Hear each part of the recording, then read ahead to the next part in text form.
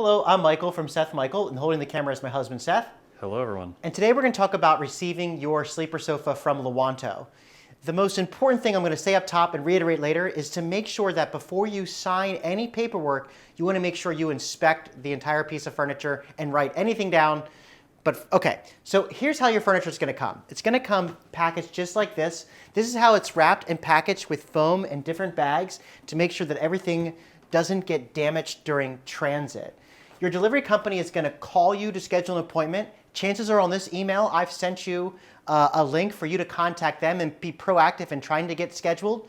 If you miss the call, email, or text from them, you want to go ahead and return that call, text, or email immediately so you get the quickest available delivery date. Things to note, before they show up, I would go ahead and make sure there's a clear path to where the furniture is going to go to make sure they're not going to bump anything on their way to where it's being delivered in the room of choice. And you also want to make sure that you maybe vacuum and clean that space. It's a good chance to get under there before a heavy sleeper goes down. Sleepers are all heavy.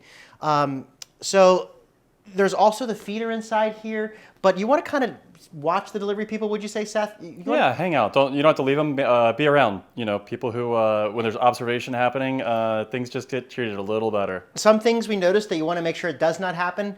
The furniture should never be rocked or set on one corner at one time. It should always be carried by two people.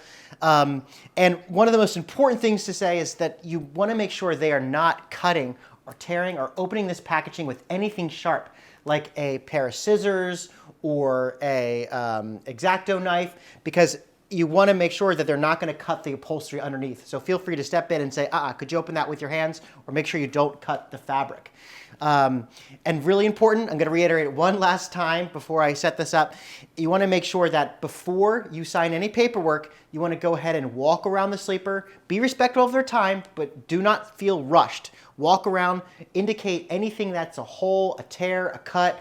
And you also want to test the sleeper mechanism to make sure that it wasn't damaged in transit or wasn't damaged by the delivery team. You can still sign for it with those damages, and you can contact me and I'll work out how to fix something out or swap out an arm or get a technician.